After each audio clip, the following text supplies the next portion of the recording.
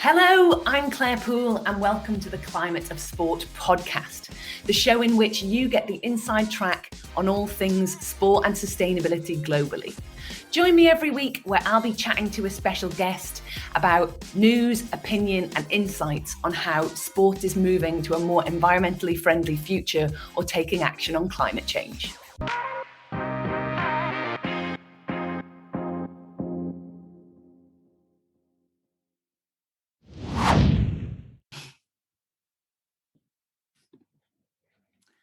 Hi everyone and welcome to today's show. I am delighted to be joined by Dr. Madeleine Orr today. Hi Maddy.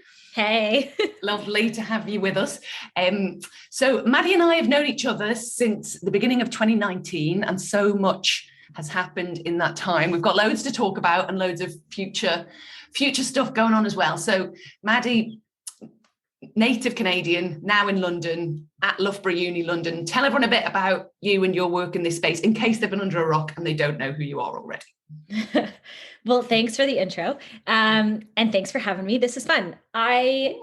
From Canada, grew up kind of around arts more than sports, but I had parents who were very like, we need to use the cultural aspects in our lives, like sport and art and music and theater, to take on the hard stuff. That was like always the approach in my house. And so growing up, it kind of like made sense that I would land in one of the creative or culture industries at some point. And did an undergrad in international development and realized like it's too much doom and gloom, too many problems, too much negativity, not my vibe. I'm too optimistic for that. And so I had to kind of carve out a different path. And after I did a gap year in France between degrees and was working in the Alps. And we saw one of the worst winters, like on record still to this day in terms of avalanche deaths, in terms of injury rates. And I started to look around and think, climate change is going to have an economic impact. It's going to have a human toll, and that it's impacting the places and the activities that I care about, parts of my culture. Being Canadian, winter sports is a big deal. So that being threatened hits close to home for me. And then I started looking around and thinking, it's actually not just winter sport. Like the Australian Open's happening right now, and they've been facing these challenges for years with heat and bushfires. So I did my PhD at Minnesota and was super interested in that. And then had a set of advisors who were a little nervous, I think, at first when I said I want to be a sport ecologist, and they didn't know what that was, and neither did I. And then But you had it in your head, man. This is, get it out there, create it, manifest it, bring it.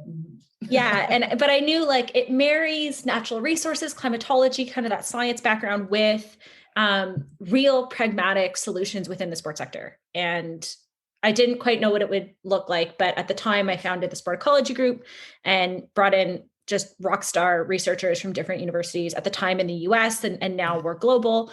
And over the last few years, I guess, as long as I've known you, because you're on our advisory,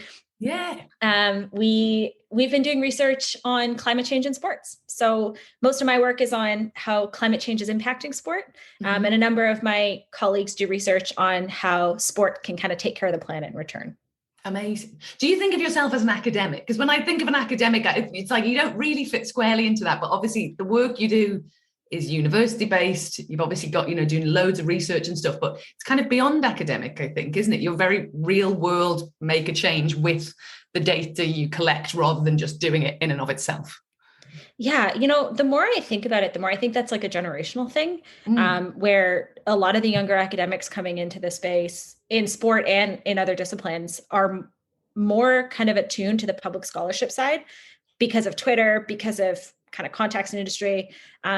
I like the pragmatism of being a public scholar. So I kind of think of myself as a public scholar first, kind of traditional academic second, but my day job is definitely very academic. I do a lot of research. I advise master's and PhD students at Loughborough University London. We're developing a master's program in sustainable sport business. I think it's the world's first, which rattles my mind.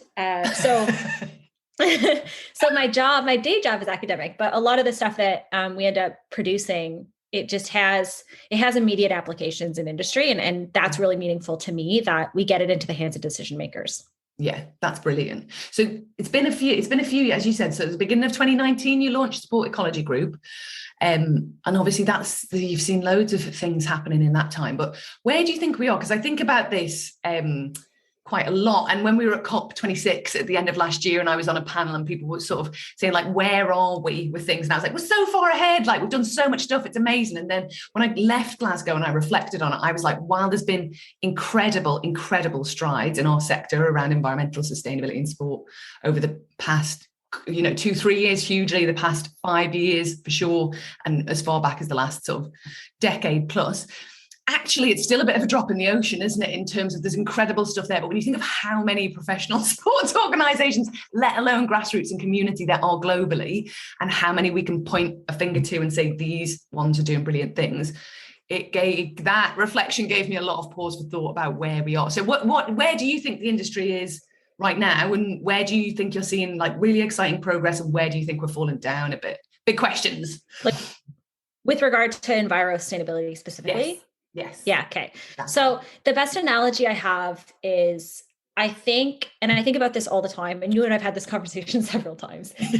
So we've probably had this conversation before, but I kind of think that sport is at the toddler stages of addressing sustainability. Like there are people who've been working, like Alan Hershkowitz, the guys at GSA who started that, the people, Julia Pale and Garrett and the people at Sansi, like there are people who've been working in the space for ages and who conceived of where we are now a decade and more ago. Yeah. And so credit where credit is due, they've been at it a long time. So like the early conception, I would say, is like in the like early 2000s.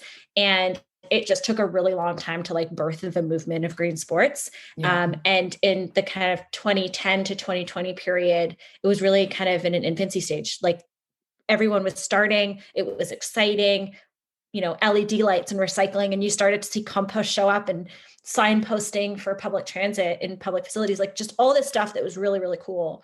And now we're at this stage where for all of the growth that's happened in that first kind of 20 years, there's still so much more to go. And I think that's where it gets really tough in our roles, is acknowledging the work that's been done, celebrating the people that are doing it, because they're doing God's work out there, like toiling on carbon accounting. And I was talking to Joe Lee at Birmingham 2022, like they're slugging on that project. So I credit where credit is due. There's so many good people working on this.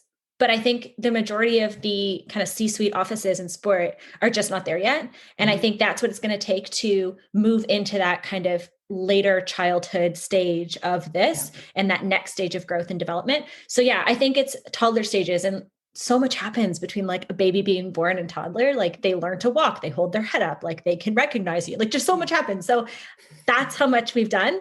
And now we have like that much more growth to go. Yeah, there's a lot going on. And I think as well, in terms of, as you said, we have to celebrate, the great things that happened in this move now, as you said, I remember you saying on Twitter about something ages ago of like, are we still celebrating LED lights being put in? Guys, like, come on. And it's like, in a way, for some people, that is still where they're at. And actually, a lot of the time we see in sports organizations, don't we, that people are actually working in their own time and pushing this internally into the agenda. And sometimes that's been a real, they've busted their ass to get that there and stuff. So that's brilliant and it shouldn't be overlooked. But in the grand scheme of things, with the challenge that we face, actually tinkering around the edges is, we need to move past that. And also, I think we talk about a lot as well. And I'm going to try and change it up in this podcast, but we hear a lot of Euro North American centric views. We hear very little from Africa, from Eurasia, from LATAM, etc. And that, again, I think, if we think of the effort globally, all those strides that you're talking about and all that early work in terms of, I guess, specific environmental sustainability, because there's so much community work and it manifests in different ways in different parts of the world. But again, when you think of all of that, we still have this very Euro North American centric viewpoint of it, don't we? Which needs to change massively. Totally. So, I think like I've had the extraordinary pleasure in the last few weeks of working with the United Nations Environment Program and the IOC. We're doing huge consultation. Hundreds of organizations around the world are participating in focus groups, and I have the pleasure of running them, which is just such a cool, eye-opening experience. And so I'm sitting in these focus groups hearing from, small clubs in tiny Pacific islands that are being washed out year after year, right? Yeah. Tonga just faced a double disaster, back to back. Haiti got washed out last year after a massive earthquake. Like there's places that are facing such serious challenges, and still the people in sports are taking this on. And I just think that's really cool. So, can we compare apples and oranges, comparing a place like Haiti or a sport club in Puerto Rico to, Juventus or Arsenal? Like that's comparing, it's two different things. You can't do that. So, having been in those sessions, and we're going to be doing them for the next couple of months here, it's been really eye-opening. It's really interesting to see kind of where the world actually is on this. Amazing. And can you say more about what that's about, or is that next time you come on the podcast, you'll be able to tell more? I can give you a bit of a preview. So the International Olympic Committee, along with United Nations, and they're working to get kind of IUCN and some other parties involved, are in the early stages of conversation. And I want to emphasize early stage around what kind of sport might be able to do to take care of nature. And part of the impetus for that was a recognition that so much energy and effort and focus is going into carbon, which is amazing. And definitely the easiest, I think, to wrap your head around, because it's a number that you can then reduce by percentages. And it's easy to kind of think about that. Particularly for people who are like not trained in ecology and biology and conservation science and all these other things, right? It can be really, it can get really sciencey. But kind of carbon accounting is something in sports we can wrap our heads around. This project is looking to identify opportunities for sport to do more in other areas, and without overwhelming sport managers. And that's kind of where I come in, is we were at Loughborough University contracted to do this background research to understand what's currently happening, what would be helpful and what would be unhelpful. And so there's some really interesting insights coming out of that process, and I'm going to be very excited to share it on the podcast, hopefully later in the summer. Amazing. And stuff like that. I think that this, the data piece, again, I think it's such a big area. Every time we're doing work, like even sometimes we're doing presentations and different things, like a lot of the time we can be pulling data from like 2012 or 2013. And there seems to be in key areas of sport in terms of its impact, whether it is, transport or food or energy or biodiversity or whatever it is. It's like, we do just have this massive lack of data right now, don't we? That we need to sort of fix, basically, so that people can wrap their head around, what the impact actually is, what it needs to look like, what other people are seeing, etc. And I think that work sounds like it's going to feed into that, which is massive. But we definitely need to see more of that to help the cause as well and help progress things, I guess. Yeah, exactly. I mean, what gets measured gets managed, right? Yes. So, students, if you're listening, no, I mean it. Like if you're listening to this, whether you're a lifelong learner and kind of fully in your career now and just interested in learning something new, or whether you're kind of starting off, there are so many opportunities to learn how to do this work. And, do get involved, do take the free online courses, do go, do the certifications. I think that we need more people collecting that data, and we are working really hard on it at Sport Ecology Group. The truth is, like, we need 100 sport ecology groups. So it's an infinite number of data pieces that need to come together so that we understand the full scope of the problem, and then we can address the problem. Yeah, absolutely. And I think that feeds into as well, like, we wanted to talk a bit about, I guess, where I'm getting to with it is that sort of feeds into, we need 100 sport ecology groups, but every conversation we have with friends in the industry is a lack of time and a lack of resource and a lack of finance, isn't it? That essentially is, in terms of getting this where it needs to be, pretty much probably the same as every other industry. It's that lack of, it's not necessarily the lack of buy-in, but it's the lack of then backing that up with capital investment, etc. And then this kind of feeds in a little bit to, conversations we have around, even where we're seeing great environmental sustainability work happening, it can still be undermined very easily, I think, in the sport space. So we see organisations that have got really built out sustainability strategies, but they're perhaps financed by organisations that are heavy carbon emitters, etc. So in terms of that, do you feel like there's a lot of hypocrisy to be tackled in the industry, or do you just think it's part of the evolution of, to make an omelette you have to crack a few eggs, and we're not going to be perfect straight away, so the two need to sort of coexist? Yeah, both. Yeah. A little from column A, a little from column B.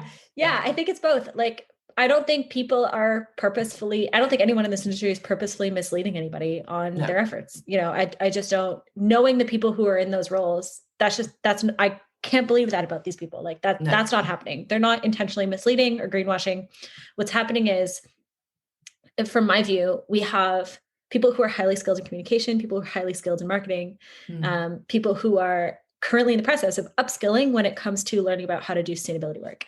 And so there's going to be like a delay, which is kind of column B on getting the communication right and kind of stating what you're doing without overstating it and finding the alignment between all the departments in the organization that we know exist, right? It's very often the case that there's a sustainability person doing a really, really, really great project. And then they tell the comms team to kind of push it out to the media and the rest of the world. And in that process, like that comms person may not be super familiar with, carbon accounting or what it means, like what the energy savings actually are or whatever it is. And so, and part of that is like that comms person probably wasn't trained in sustainability the same way that sustainability officer was, and they may not be. And then, they may also not be talking to like the finance team, which is currently recruiting possibly a fossil fuel company. Like there's just so many things that happen in silos in sport. And unfortunately, those systems are not super collaborative in most kind of old school organizations, which sport happen to be.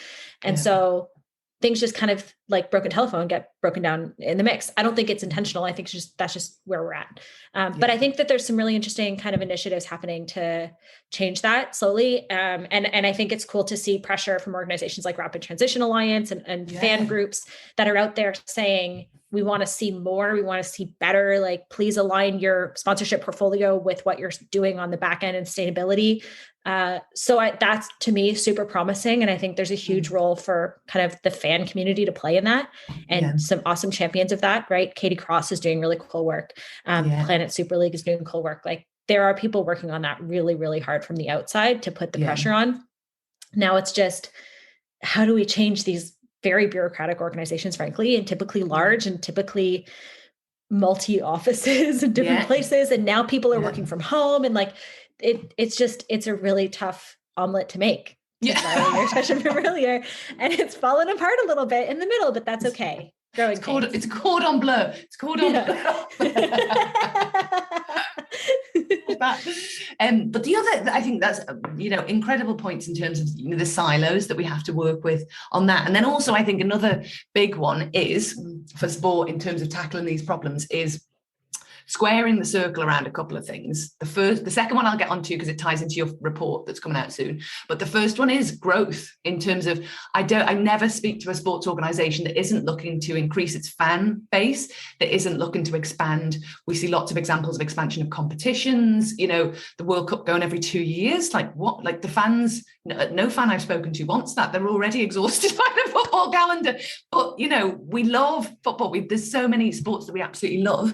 And as I think as citizens and as consumers, we want to watch and engage with more of the stuff we love. That's very natural. But how we're going to square the circle of growth in terms of sustainability and the impact that has on the environment is a really difficult challenge ahead of us, I think. And I think we're going to see a lot of, whilst there's things like the sponsorship of sport or the ownership of sport that, again, eventually is going to have to become a virtuous circle as well. I think this idea of growth, that no sport is ever actively going to try and reduce the number of people who play its game globally or in reduce the number of fans it has. It's completely opposing to what all sports organizations mostly stand for. So that's a big thing we need to sort of square the circle on as well, isn't it? How is that going to play out? Yeah, I think it's a complicated one. And frankly, that's a question for every capitalist organization in the whole entire world everywhere. So this is absolutely not just a sport problem. No. But I think, there's a difference between growth and maturity, right? Yeah. So if you think about organizations growing, to a certain point, like that's a natural progression of literally anything, like a person, a plant, like that's just how the world works. It's going to grow. At a certain point, things plateau typically, which is kind of where a lot of organizations are at right now. And so they're thinking about how do we grow more? I think maybe the question has to be reframed into how do we mature from this point? Yeah. And so I think we have to flip the script a little bit and talk a little less about growth. I'm not against it. I'm just saying slightly less of a focus on that and slightly more of a focus on maturity. And I think maturity comes from potentially a more sustainable event, potentially a really cool at-home experience for fans watching from abroad. And there's like some cool tie-ins that can happen there, particularly with, and I'm like amazed this hasn't happened yet, but there's so many food delivery companies like your Uber Eats and your whatnot that I'm surprised that there hasn't been some sort of tie-in of like, if you're watching at home, Uber Eats is going to like deliver you this. And like, there's a cool experience to be done there. So I think that, you know, there's so much to think about in terms of maturity if we can drop growth a little bit. And I think with maturity comes growth naturally. Like it will produce dollars and that will put money in the bank. It's just not going to look the way you think it might look in terms of like so many more competitions or so many more fans. Like it might just be that the fans you currently have are more invested. It might be that the events you currently have are more fruitful in terms of the experience that they produce, but also the benefits to the community and all these other aspects that can be ramped up in a really positive way. Yeah. And that fan piece, I think, is really interesting because people, you know, people ask me a lot. I'm sure they ask you a lot, sort of, are fans demanding this yet? You know, where are fans at with this stuff? Time. Right. Yeah. And it's like, broadly, no, they're not, are they? Fans aren't, you know, there's pockets of that. There's pockets, and we're seeing more of it now for sure, but they aren't demanding that. So in which case there's this sort of, the fans aren't asking for it. The fans want to see more. So we have to sort of go with what the fans need. But actually, I think we're starting to see that change as well, aren't we? So we see the generational changes, etc. I think we are going to see more of that. And I just tie that into the sort of maturity versus growth side as well, in terms of the fans that are coming through. While some people say, look, we're not going to lose fans because we're not doing this stuff, that's probably true. Most people are born into the clubs they, you know, support, or, you know, the sports that they love, or representing their country, whatever it is. But we see examples of people gaining fans because of their environmental metrics. So we can't not mention Forest Green, who've now got clubs, you know, fans all over the world because of their metrics on environmental sustainability. So there is a way to, you know, work positively and increase your fan base in that way if you're going about things in the right way, isn't it? Totally. And the research bears that out, right? You know, a couple of my colleagues, Tim Kellison at Georgia State, Brian McCullough at Texas A&M, have been looking at this for a really long time. And they found in every study that they've done, you know, you're not going to lose your base. That's not how it works. Like by talking about whether it's environmental sustainability initiatives or social sustainability initiatives, a lot of organizations where I come from anywhere in North America, the last year has been really about DEI and diversity. And let's make sure that our organizations reflect the communities they exist in. Yeah. But when you talk about that stuff, you're not losing your base, no matter how conservative, no matter how much they just want to, you know, shut up and dribble. They're not going away. What does happen, like you said, is that you get those people who are on the bubble, right? That person who comes to the game possibly on a date, but it could have just as easily been a movie that night. Yeah. And they see the recycling and they see the signs about we care, and they see the little, you know, sign above the tap that says turn off the water or whatever it is. And they're like, oh, cool. Like I see my values reflected here. Yeah. And that's what pulls them in. And now you've got a fan where you didn't before, right? You had a casual person coming along. Like I am that fan for a lot of organizations. I go because my husband, I go because my husband loves it. But like, there's very few teams I'm actually a fan of, but I will go more if I show up and I see my values reflected, and that's just how it works. So yeah, the more we talk about it and the more we get that values alignment, the better off our fan base is going to be. Yeah, definitely. So the second point I wanted to come on to off the back of that, which hopefully we can talk about your report that you've been involved with that's coming out soon at the time of recording. It might be out by the time you guys listen to this. In fact, it definitely will. But the second element is that I was thinking about is the sort of squaring the circle around sports taking place within the natural environments at the time of year that they've historically been scheduled in, that are starting to not work anymore, that are starting actually based on historic decisions, are starting to get quite tricky for athletes and perhaps the organisation as well. So at the time of recording, we've got the Australian Open on, which year on year we see players, girls and ball boys being exhausted in the heat. Soon the Beijing winters will start, and we know that for the first time ever it's going to be 100% artificial snow at the winters, I believe. So again, decisions were made historically, and we're not here, I'm certainly not here to sandbag organisations that are working with what they've got and this is what's happening. It's not about that. It's more about how we look to the future and the impacts that are happening and how we're going to change that. So within that scope, tell us about the report and a bit about your thoughts, because this is kind of your base, right? The sport and the natural environment piece. Yeah, this is my jam. Yeah. So, you mentioned the Australian Open. That's an event that 20 years ago had on average 5 days that we would consider above kind of a high risk threshold for high heat over the course of the tournament, over the couple of weeks. We now see about 9 to 10 days on average, which is a lot. That's a lot of games played in conditions that put an athlete's body and everybody else, right? Like, let's not forget how many volunteers are there. Yeah, spectators, staff, and we forget about people like, typically there's at big events, right? You have police in full uniform, you have typically a firefighter, you have ambulance, like people in full kit because they have to be, because it's their job in that heat. So it's not just the athlete, it's like everybody else is also there. And so that's been a challenge. And it's something that I know that WTA and the ATP, I was on a call with them the other day, have been working on. So there's a number of adaptations that have been made in terms of heat policies and so on and so forth. We are getting to the point where that's not enough. And so these kind of, I like to call them stopgap solutions or band-aids, right? Your heat policy, your let's hand out water, let's add a little bit of shading is not enough. It's going to come down to a scheduling change at some point in the very near future.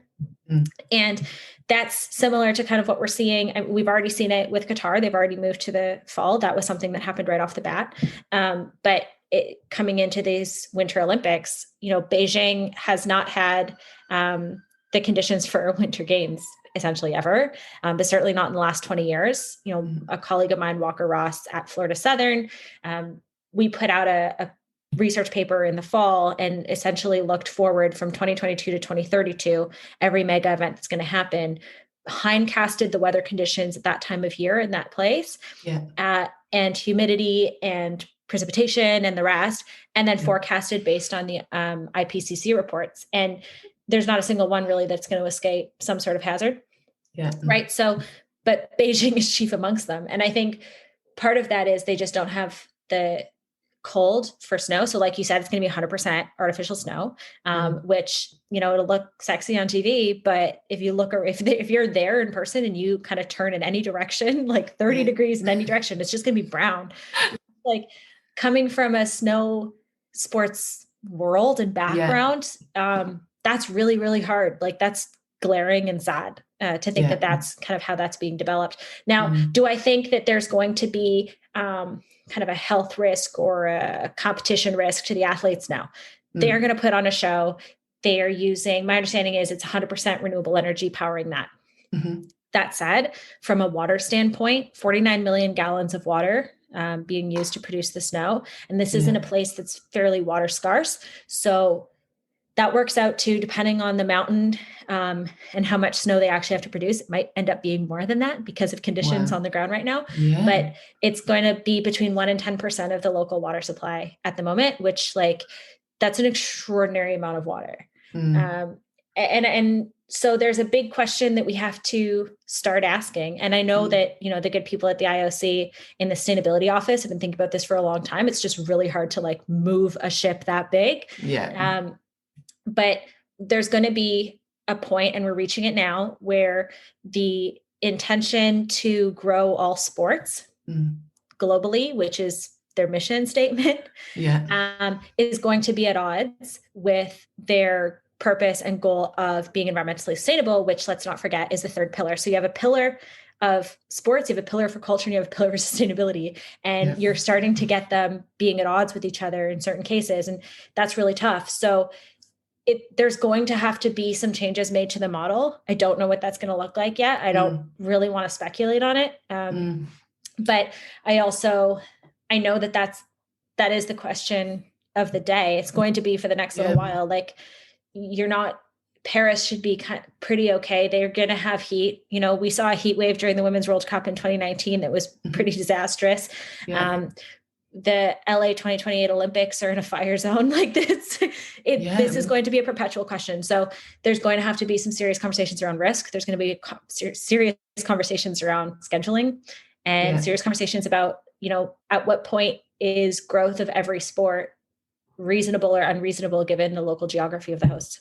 Yeah, absolutely. And I think with all of these, we see so many, think of the Rugby World Cup and Typhoon Hagibis, we see lots of these things and we all know about it. in different parts of the world because of these sporting events that are happening that we're all following. But actually, in those situations where you see like Hurricane Sandy and the New York Marathon being cancelled that year because of Hurricane Sandy, like because we work in the sports space, that's what we think about. But actually, a sporting event like that being impacted is the least of everyone's problems when there's the impact it's having on the citizens in those areas, their lifestyle, their homes, etc. It almost feels a bit tone deaf, doesn't it, to talk about the impact on these sporting events, etc., when these massive extreme weather conditions are impacting communities all around the world.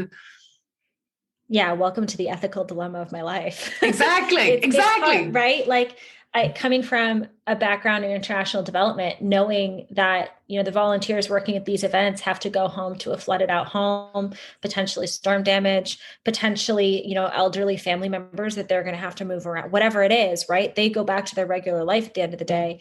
And that life is going to be impacted by those events. So to focus on just the sport just feels kind of, you're right, tone deaf. But the other part of me thinks if the Rugby World Cup weren't happening, would that typhoon have had as much visibility globally? And the answer is no. So no, exactly. So to a certain extent, like sport is a communication vehicle. It has the world's eyes. So if we can kind of direct that gaze to these issues, great. But if it kind of goes off track or gets distracting from the key issues at hand, that's where I start to say, okay, we got to pull back. Right. And I think like there was an interesting case of that with the 2020 Australian Open, where there was this massive bushfire going around the whole entire country. Lives lost tragically, a number of animals killed in the fires, and it was still being played for like a little while there. And then at one point they paused for a couple of days because of air quality and heat. And the athletes in those couple of days actually did a lot of fundraising, which I thought was really, really cool for the victims. And so I thought that's a really cool moment where for me, it was an inflection moment where we started to see sports organizations that land events in different places kind of turn around and say, oh, okay, it's not just us impacted. Let's take care of the community that's hosting us. And I did a really good job of that.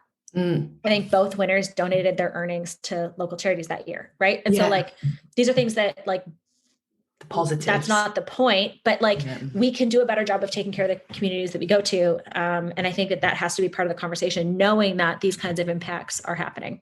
Yeah. And I think we've seen a huge increase in that, definitely in the last decade the legacy piece has always been there. There's been better examples than others, but I think I'm very heartened when I see sports that tour, especially now, trying to leave no trace, trying to support the local communities more long-term, to leave positive influences behind them. And I think that is in no short part because of the environmental impact as well, and the increase of the movement in that area. So I think those positive, as I said, more broadly, when we know these impacts are happening to communities and we're focused on sports, sometimes it feels a little bit at odds. But also, as you said, I think the positives that sport can bring to these communities as well is obviously there. So it's not black and white at all. But I'm the same as you. I spend a lot of time thinking about these. A lot of headspace thinking about these things and how they manifest and how things are sort of viewed, and the legacy and the history that will be left in hundreds of years to come in terms of what we were doing. Yeah. And I think I'm very heartened by athletes, just generally. Not all athletes. Some don't believe in science, for example, but for the most part, we have athletes that give a damn. And it's so cool to see it happening over and over and over. Like, so often the athletes are ahead of the organization, not because there's nobody in the organization that cares, but because the organizations operate as businesses where money is the priority. And so they are slower to respond than athletes tend to be as individuals and as teams. And so I think I find a lot of, I guess, hope in athletes turning around and being like, in the Australian Open, we are going to turn around and take care of this community. In the NBA, turning around and protesting and then stopping all play. That kind of spanned out to every professional league in North America for a couple of days last year over the Black Lives Matter movement and Jacob Blake. Like I think it's been happening forever. We've known athletes have an incredible platform to stand on, but to see them use it for this is really heartening. Yeah. And the likes of eco athletes of the world, front runners, players for the planet, like, it's incredible to see these organizations popping up to support that as well. And I think we'll see more, which is brilliant. And I think that athlete voice is, because a lot of the time people love the athletes, they have their club affiliation or whatever, but it's the athletes who they look up to. It's the athletes who they listen to. The athletes' communications are going to land a lot more with fans than club comms or organizational comms or whatever. So the athletes, and then the podcast will have athletes to talk about their perspective on that as well going forward, because I think there's the journeys of athletes to get to those places are so varying, so different, so interesting. So we'll dive into some of more of those in the future. I'm conscious that, as always, we've been talking for ages and it just goes so quickly. So a couple of things I want to touch on before we finish is just start of 2022 already. Holy God, how quickly are the years going? What are you most excited about for the next 12 months? So it could be about your work, about the industry more broadly, but what is the big ticket item that you think, yes, 2022? Okay. That's a tall order. I guess so. On a personal level, I'll start with personal level and then I'll kind of go to like the sports industry at large. On a personal level, I have this really awesome privilege and challenge of writing a book. So I'm working on a book for Bloomsbury on sport and climate change. Shocker. Yeah.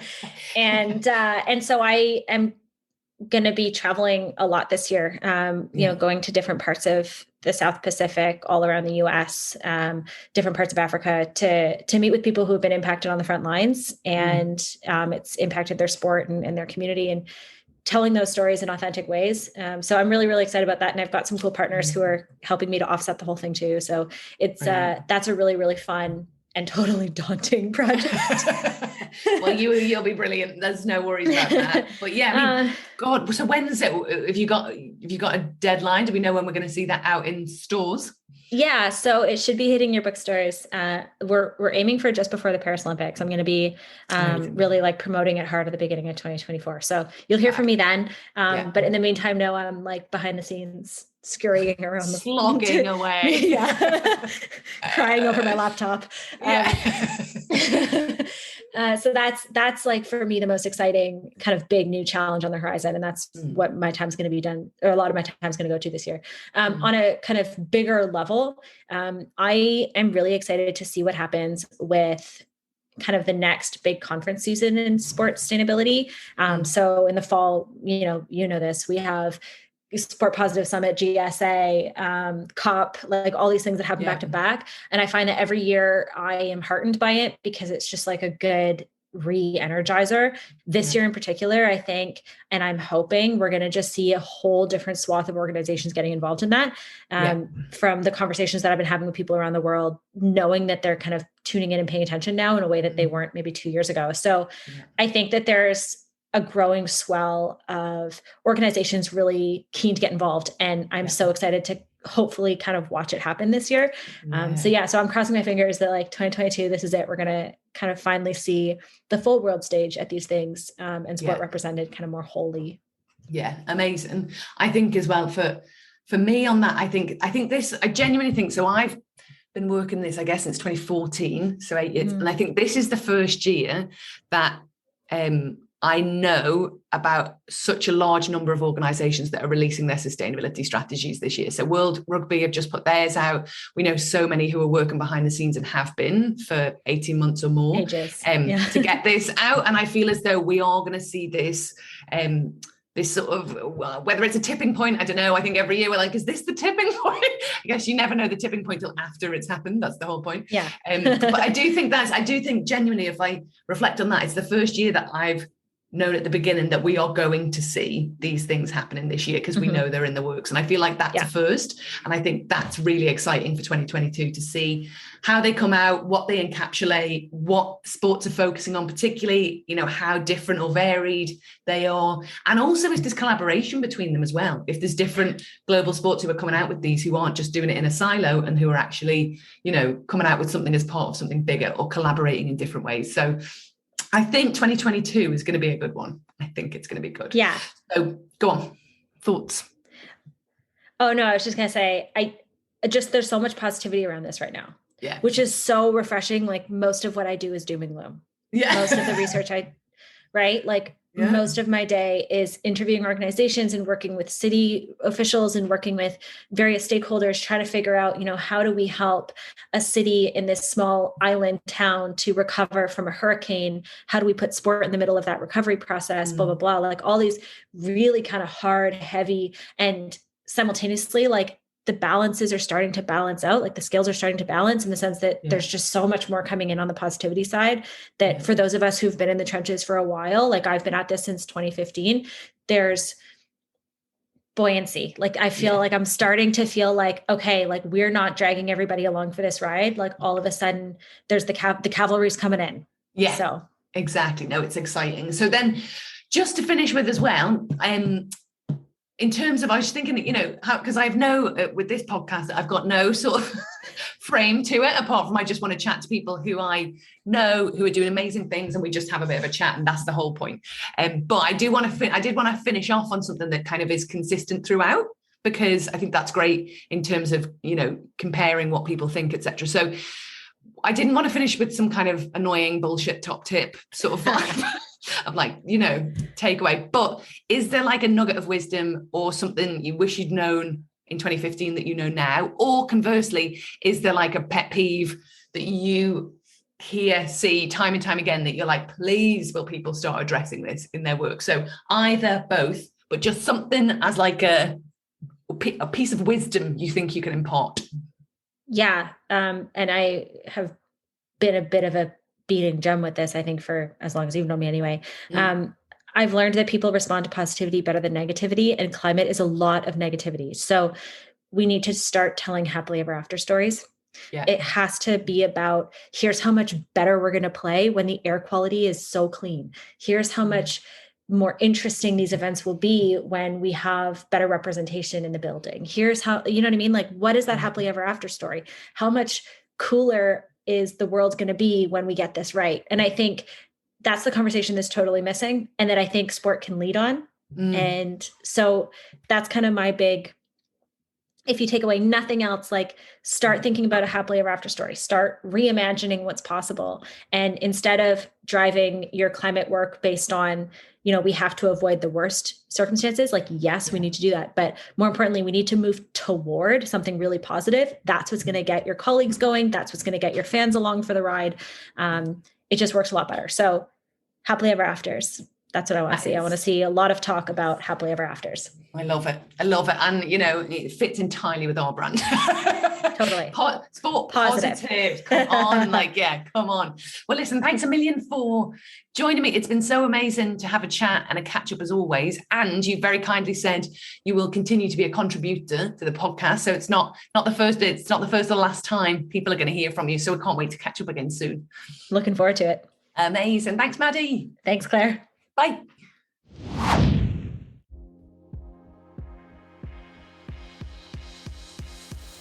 Thanks for listening to the Climate of Sport podcast.